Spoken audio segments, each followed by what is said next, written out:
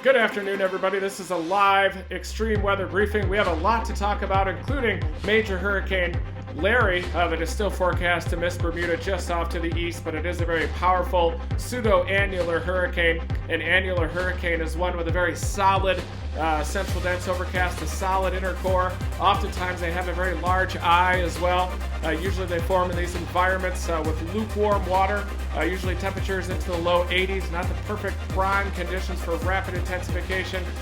When you get that with those prime conditions for rapid intensification, often you get those banded types of hurricanes that are more prone to undergo eye wall replacement cycles. These annular hurricanes, though, usually have already undergone at least one eye wall replacement cycle, and you can see powerful Hurricane Larry out there well to the southeast of Bermuda, and you take a little bit of a zoom in on the eye and you can see those individual smaller vortices, mesovortices as we call them, spinning around the inside of this very large eye. Definitely a prime condition for those mesovortices there inside the eye. A very large eye heading off to the northwest toward Bermuda. If this storm was going to impact Bermuda directly, then I'd be on my way out there to intercept this powerful hurricane, but it does look like it is going to miss Bermuda just a little bit off to the east.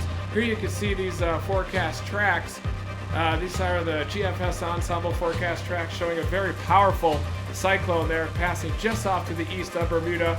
You can see that little dot there that is the island of Bermuda just to the west of all of those forecast tracks. So the good news is that Bermuda is west of the official National Hurricane Center cone, and really the only area that is of risk would be the eastern portion of Labrador out there in Newfoundland. It is even going to miss Nova Scotia off to the east as well, but it is going to be a very powerful transitioning cyclone, transitioning from a tropical cyclone to an extratropical cyclone. The wind field is also going to expand, and that could bring some of those damaging winds there to the eastern portion of Labrador. And we also have severe weather to talk about too. Tomorrow, looks like Michigan could be under the gun with some severe weather. Right now, it is a slight risk across a majority of the lower peninsula of Michigan. Even the eastern upper peninsula of Michigan is included in a marginal risk.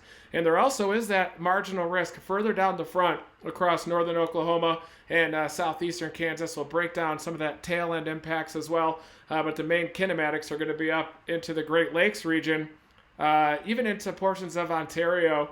There could see tornado potential. The Great Lakes are relatively warm this time of year during the late summer. We often see water spouts this time of year across the Great Lakes, and that's because of the very warm waters this time of year. They've been cooking all summer long, and because of the higher specific heat capacity of water, it takes a lot longer for those Great Lakes waters to cool down toward late summer into fall, and that's how we often get those water spouts this time of year on Lakes Michigan, Lake Huron, Superior, Erie, and Ontario, especially Lake Erie, because Lake Erie is a lot more shallow than the other lakes. It can heat up to warmer temperatures during the summer months, and that's definitely a prime location for intercepting water spouts there.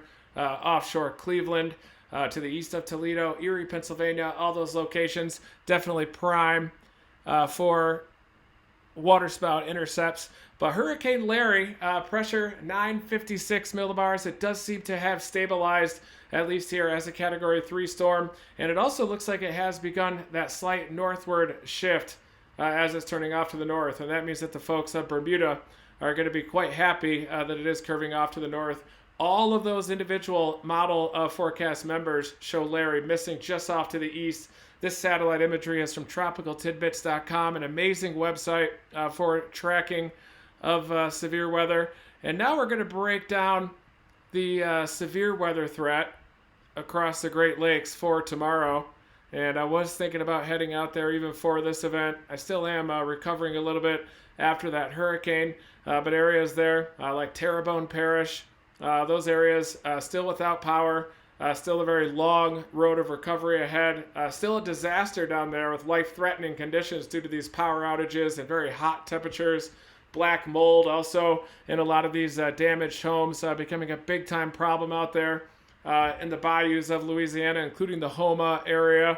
Definitely wish I could still be down there helping out as well, but definitely a terrible situation down there with Hurricane Ida moving through. And also portions of the Northeast, some of those low-level floors, low-lying areas as well, still recovering from those that devastating flash floods that happened as Ida was transitioning and starting to weaken over land. But sometimes the worst impacts with these hurricanes and tropical cyclones are with the inland threat. After they move inland, you get those tornadoes, you get those deadly flash floods.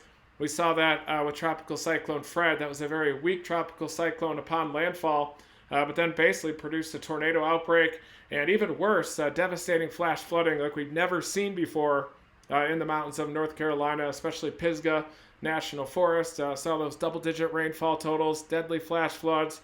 Then we had the Waverly flash floods there, unprecedented flash floods there. With a substantial loss of life. And then Hurricane Ida making landfall as a Category 4 storm, a high-end Category 4, then moved off to the northeast, portions of the northeast, including New Jersey, eastern Pennsylvania there.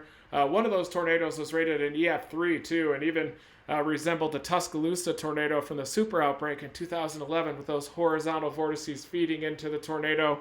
Big-time upward motion as well. And now we're going to be breaking down this system that is moving over top this anticyclone. I do expect the middle to later portion of this week there to be another monsoonal surge on the western portion of this anticyclone as it's going to slide a little bit further east toward the Four Corners region. That means that I might have to chase some flash floods across the desert, southwest, maybe the mountain west toward the end of this week, maybe more debris flow potential. But I do need to get new tires on Dominator 4. I do have the donut tire right now on the driver's side. Still have a lot of holes in those tires as well, so I'm hoping to get those tires fixed in the next couple of days. Also to get that hole in the exhaust header fixed, and then I'll be mobile again, and I can resume my storm chasing. We're also going over the surgeonator data that we deployed to the south of Homa. It looked like Hurricane Ida was going to take a further west track, and that is why we deployed those sensors basically from Cocodrie area, a little bit off to the west, Duloc, Dularge as well, another bayou that we deployed, the surgeonator sensor, but I wish that we had it deployed on Grand Isle because that had the most substantial storm surge measurement, and it looks like most of the surgeonators were deployed to the south of that floodgate, and with the northeasterly and northerly winds on the west side of the eye, that piled up all of that water on the north side of those floodgates. So if those floodgates were open, then the surgeonator definitely would have experienced surge, especially down there in the Cocodrie area.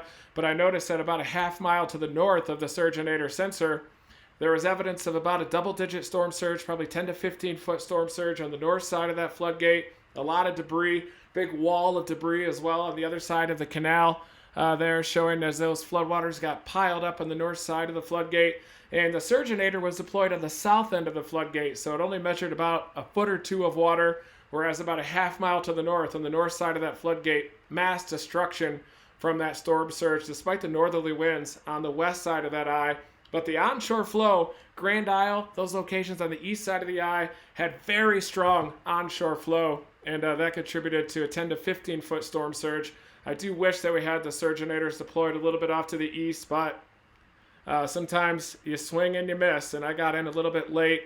We deployed those in the middle of the night when the forecast track was just a little bit to the west of the Homa area. Looked like we were going to be in perfect position for the surgeonators to capture the peak surge. Then it went a little bit off to the right, which was good news from a storm surge perspective in those areas, but bad news for Grand Isle and those locations down near Golden Meadow that had the worst surge with that onshore flow. But we did have very good gravity wave data in the subsonic sensors and in the stations above the surgeonator sensors. We did record some pretty fantastic gravity wave data inside that hurricane, and there were a lot of mesovortices, 4 to 5 mesovortices that were obvious inside that eye wall as it was coming in there to the Homa area, and then it just stalled, and that prolonged the eye wall over Homa for hours and made the destruction a lot worse there in Homa as well. And then it turned off to the north, prolonging Homa in that western eye wall, and then it wobbled back to the northwest again, keeping Homa in the southwestern eye wall there during the entire duration of the storm. And that was when I had to go mobile out of Homa and blast off to the northeast and then get the eye in the Matthews area there. It always can be a little bit of a challenge driving through an eye wall of a Category 4 storm. But that means 2 Category 4s and a Category 5 intercepted by the Dominator 4 so far. I did drop off the Sawyer water filters there at the Sheriff's Department in Houma. So hopefully once that water is resumed there, once they get more power and can get that flow of water through the tap situations, that there likely is still going to be an issue with the water quality. That's when those Sawyer water filters are really going to be of benefit out there to hook up to the tap filter, run that water, and generate 500 gallons of clean drinking water a day. But now for the severe weather across lower Michigan. Here you can see the system lifting up and over top this anticyclone located over the Mountain West. We could track this with time. This is on Monday afternoon, this afternoon right now. You can start to see this upper system begin to develop a little bit of cyclonic curvature, and that will head toward lower Michigan as a rapidly moving progressive system. Once it clears this anticyclone dominating the Mountain West, then it will be open to intensify on approach to the Great Lakes there. So that system, once it develops a little bit of amplitude, that's going to excite a low-level jet downstream of it. This is tonight, where it is expecting to develop some nocturnal severe weather across the forest there of northern Minnesota. That could become an overnight complex of storms that certainly could disrupt the evolution of the warm sector down there. So this is at 6Z late night tonight, about midnight tonight. You can start to see this system really develop that cyclonic curvature once it clears this anticyclone over the Mountain West, and it starts to develop a little bit of amplitude, and that's going to allow it to excite a sufficiently strong low-level jet to even develop a tornado threat across lower Michigan. And as those severe storms move over the relatively warm waters of the Great Lakes, they will have a potential of producing some non-supercell water spouts as well. That diabatic heating max that is the Great Lakes underneath it also could enhance some of the stretching of those supercell structures that move over the water. That could help to enhance a little low-level tornado genesis, enhancing some stretching there below those low-level mesocyclones. So this is at 14Z tomorrow, late morning. You can really see this strong flow here in the mid-levels of the atmosphere start to overspread the Great Lakes region. You can definitely see that this Fort Max intensifies here over southwestern Ontario. A little bit of cyclonic curvature extending down into the upper Midwest there as well. And you really need that cyclonic curvature in the upper level system to excite a low-level jet of any robustness. And you can see this low-level jet here, wind speeds in excess of 30 knots at 850 out of the southwest, starting to develop by late morning already.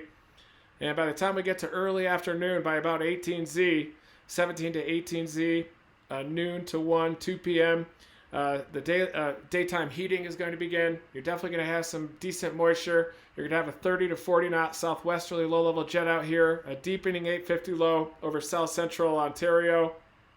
And then a front is also going to move into the Great Lakes, and that front's going to extend all the way back into Oklahoma. Could even be some isolated severe weather down in this Cape Max down into northern Oklahoma as well later on, but the low-level shear down there is going to be quite lacking for supercell storms. Not the case up into central and southern lower Michigan, though. By 21Z, that low-level jet accelerates up in excess of 50 knots up there across the Great Lakes region, and that's going to make damaging straight-line winds more common up there, more widespread across southern lower Michigan. It is going to make the potential for tornadoes as well, higher up there across southern lower Michigan. Zooming in a little bit on Michigan, you could definitely see that low-level jet in excess of 50 knots there over central, southern lower Michigan. That's also where the strongest low-level shear is going to be located. Let's take a look at surface-based instability here, surface-based CAPE. And you can see, even though there is a little bit of a reduction of that CAPE downstream due to cloud cover across southern lower Michigan, still plenty of surface-based instability builds up here across central lower Michigan. CAPE, surface-based CAPE in excess of 2,000 there. Some cloud cover impeding the northward extent of that warm front through southern lower Michigan. And then you have a CAPE max down there, southern Kansas into northern Oklahoma, 4,000 plus CAPE back further down the front. Could be quite an interesting setup down there as well.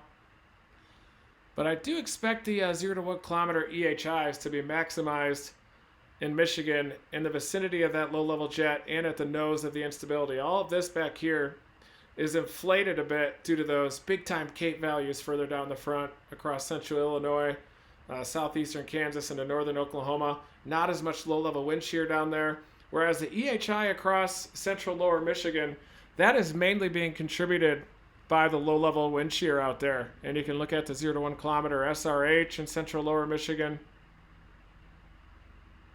And the unidirectional flow is, despite those 50-knot winds about a kilometer above the ground, the unidirectional flow does hold down that 0 to 1 kilometer SRH just a bit across central and southern lower Michigan. Maximized a little bit higher up near that Mount Pleasant area, central lower Michigan. You start to push 200 0 to 1 kilometer storm relative velocity up there across central lower Michigan. I do think that the chances of tornadoes are a little bit higher up there, and the models are certainly showing a linear configuration to the convection here across central lower Michigan. This is at least a 3 kilometer NAM, definitely showing full-blown squall line here through central lower Michigan into southern Lake Michigan already by 20Z. So this is at about 1 to 2 p.m. Pretty decent squall line there moving through central lower Michigan. Hopefully this is still recording. And this is where I do think that the tornado threat is also going to be maximized, even though the models are showing this linear configuration across Michigan. Anytime you have a 50-knot, 1 kilometer wind, even if those winds are relatively unidirectional, that can help to tighten up some of these embedded supercell structures. Looking at the dew points here, as well across central, southern lower Michigan. That could be a limiting factor for this event. And the 3 kilometer NAM normally doesn't have a dry bias like this. Usually this is more of an HRRR model type thing, but it does have the deeper dew points streaming all the way up through the Chicago area, central northern Illinois, all the way up to the western shoreline of Lake Michigan. And then you have it drying out over lower Michigan with those dew points in the low to mid 60s there across the lower peninsula of Michigan. A little bit of an increase in the moisture in the post-frontal environment there. But that is could be a limiting factor for severe weather, but still those low to mid 60s dew points contribute to about 2,000 or greater instability. Surface-based Cape. I need to get a new computer. My computer just is really slowing me down on these weather briefings.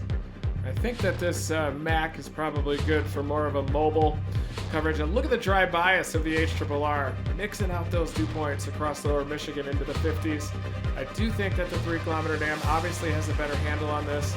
Runaway mixing is a big issue with the HRRR model. And look at it, even across central and northern Illinois, it's got those low 60s dew points out there. And as is usually the case, the HRRR is probably going to be right for the wrong reasons again, developing this squall line across lower Michigan, responding to those favorable kinematics there across lower Michigan. But boy, does it have a dry bias. You basically would want to throw out this model. Might as well just throw out the HRRR model here. But it definitely, despite that dry bias, certainly does have a tendency for a linear mode.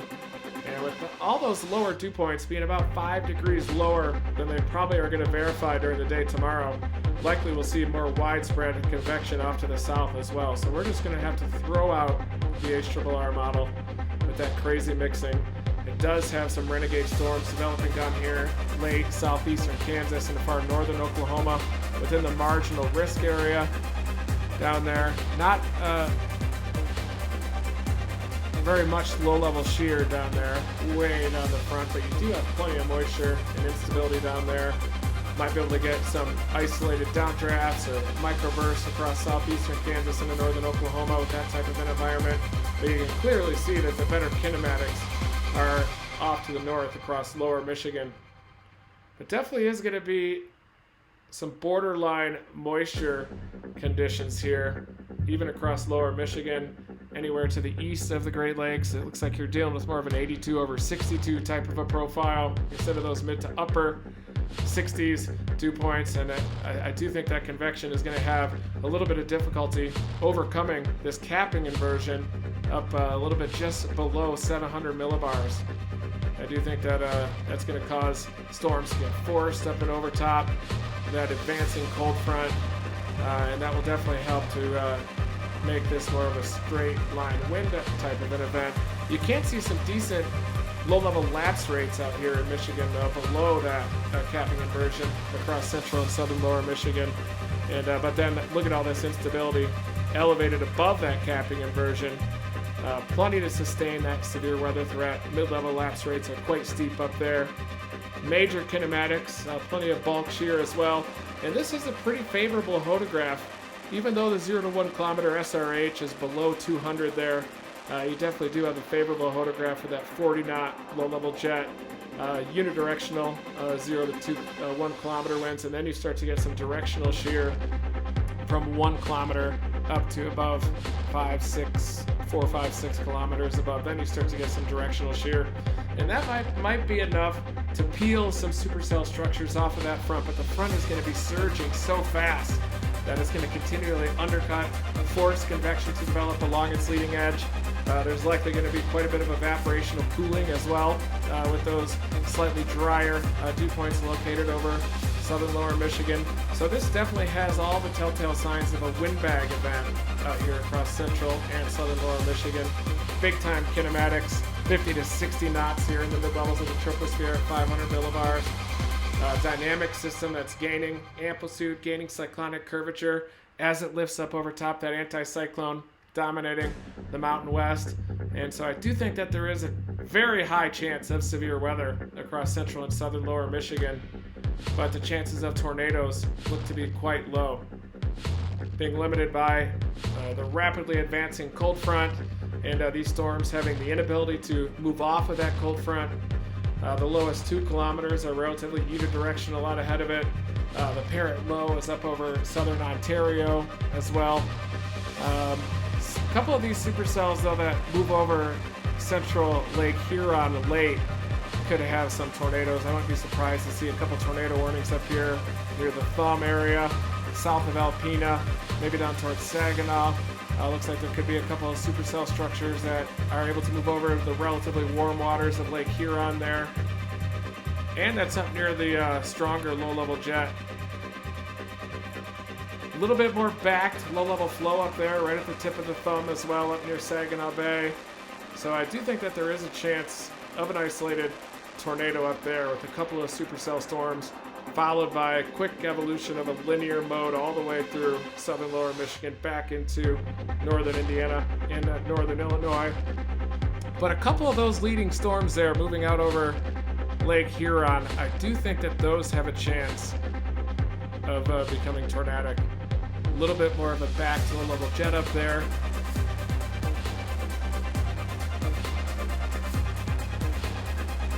Timing, I think it's going to reach Detroit relatively late. And also, I forgot to mention, I am planning a Q&A session this evening, 7 p.m. Central Time, for Facebook supporters only. And I often will post the Facebook supporter group link on there. And every week we do a live Q&A on there. We do some t-shirt giveaways as well. And so I am planning that Q&A this afternoon, 7 p.m. Central Time. I also want to say thank you to Monica Mercer. While I was out chasing Hurricane Ida, she went up to west of Lamar, Nebraska, and actually found the Dominator drone using the GPS position, the final GPS position. The floodwaters had receded, and she went up there and found the drone, and I posted that footage yesterday of that system. Unfortunately, the last video file was actually deleted, so it didn't quite close the file. Had a crash landing there inside that flash flood to the west of Lamar after about 7 to 8 inches of rain fell there near Holyoke, Colorado, and that definitely created a flash flood. Thankfully, though, the Dominator drone was embedded in some of that grass and wheat below the flash flood, held its position, and then as all those floodwaters evaporated, Monica was able to head up there to the GPS location, found the Dominator drone. The footage that was on the SD card has been salvaged, and I might even be able to use the DJI insurance to get another drone there as well, another Mavic 2 Pro. I do have the Mavic Air that I brought down to cover Hurricane Ida down there. I was actually pretty impressed with the camera. The maneuverability, though, in those stronger winds definitely was more of an issue out there than I thought it was going to be. So this is at 5 p.m. Eastern Time, stepping forward 3 hours to about 8 p.m. Eastern Time, just to give timing on this squall line.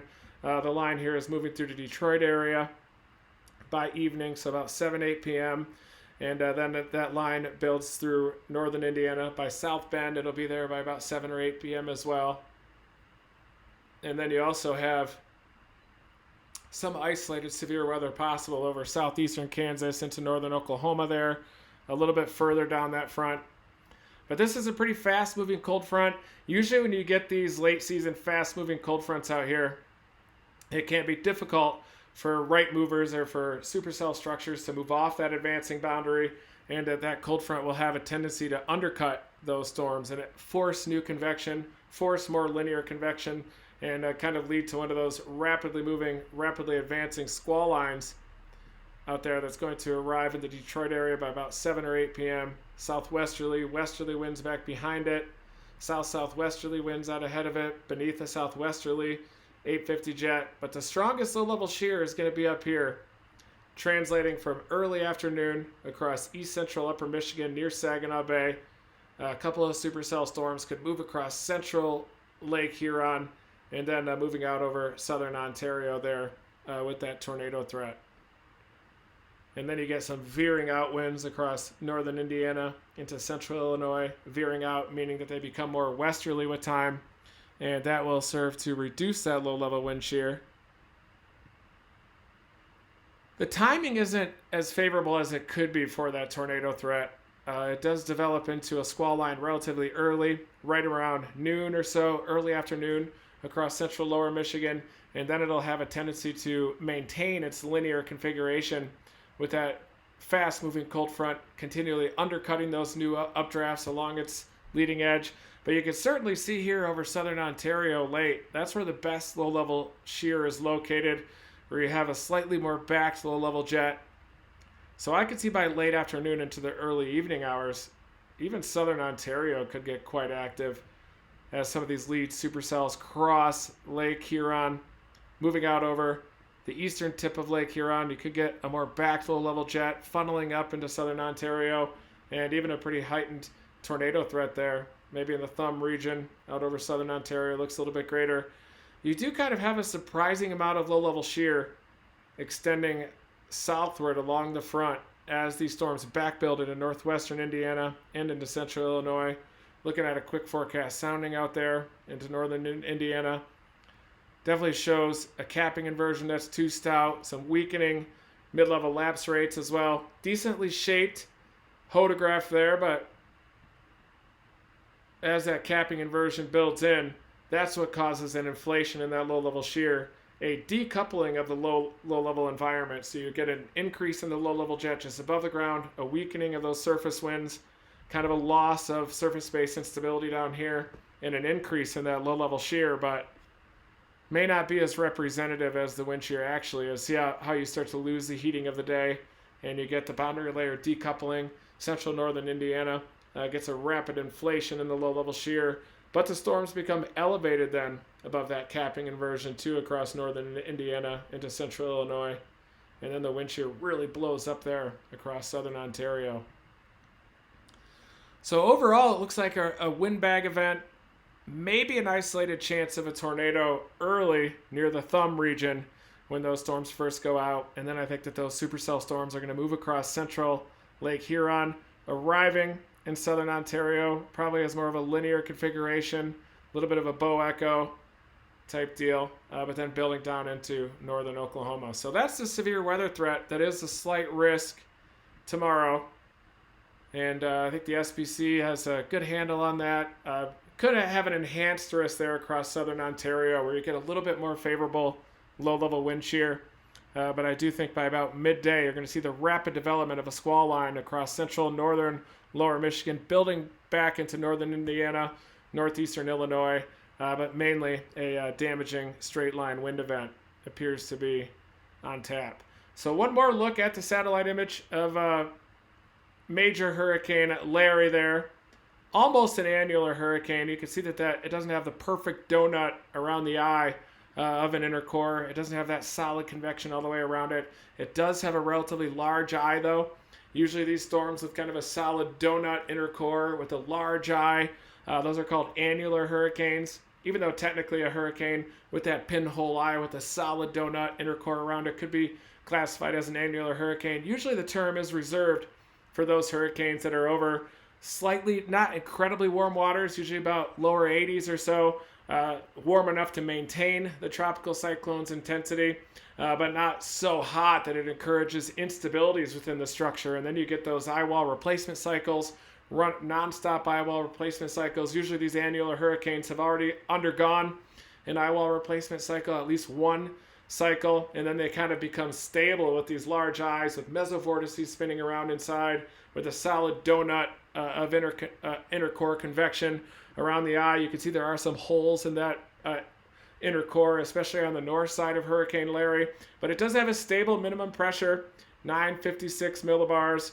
and the forecast tracks do show Larry missing Bermuda just off to the east. You can see not a single member there bring a powerful Category 3 Hurricane Larry close enough to Bermuda to have those impacts, and you're going to be on the weaker portion of the storm there as well. And then it curves off to the northeast, wrapping around the western edge of that Bermuda High. Potentially could impact portions of Labrador there, coastal Labrador, as a powerful transitioning cyclone, transitioning from tropical to extratropical by the time it gets up there near Labrador. Could certainly be a problem. Thank you guys for tuning in to my weather report. I'm sure that you can hear the background music, trying to experiment with some new background music as well on these weather reports. And here you can see a final look up close at those individual mesovortices dancing around inside the very large eye here of Hurricane Larry. This is from tropicaltidbits.com. Wonderful satellite imagery found over there. Great satellite imagery on the College of DuPage site as well. And Radar Omega has some incredible tracking tools on here for tracking down these hurricanes. But there you can see that large eye. Some clear spots as well in there, pivoting around inside. I've always wanted to intercept one of these recurving storms in Bermuda, but this storm just isn't going to be the one for me. It would be an absolute disaster if I went all the way out to Bermuda. This thing missing off to the east, and basically I just have a beach vacation out there with this missing off to the east. But if this were heading toward Bermuda, I'd likely be on my way out there to intercept this storm directly. So thank you everybody for tuning in to my weather report today. Remember tonight, 7 p.m. Central Time, live Q&A for Facebook supporters only. 7 p.m. Central, 6 p.m. Mountain, 8 p.m. Eastern. We'll be live. Look for that notification. It's not always guaranteed when I do the supporters only posts, but that's going to be happening at 7 p.m. Central Time. I really enjoy these Q&As with Facebook supporters who have been riding along in my passenger seat these last couple of years as we've been chasing down every single type of storm, flash floods, hurricanes, severe weather, supercell storms, you name it. We've been on it over these years. And in appreciation for riding along in my passenger seat all these years, I'm going to be doing these weekly Q&As for Facebook supporters only. And we're going to be adding back again the Storm Chase EDU courses every week as well. I'm going to make it more of a storm chasing centric educational course, but that's how we're going to be passing the time during this off season as well. In addition to chasing winter storms, nor'easters, big lake effect events as well, we'll be chasing all that in addition. So thank you everybody for tuning in to my weather reports. Never stop chasing.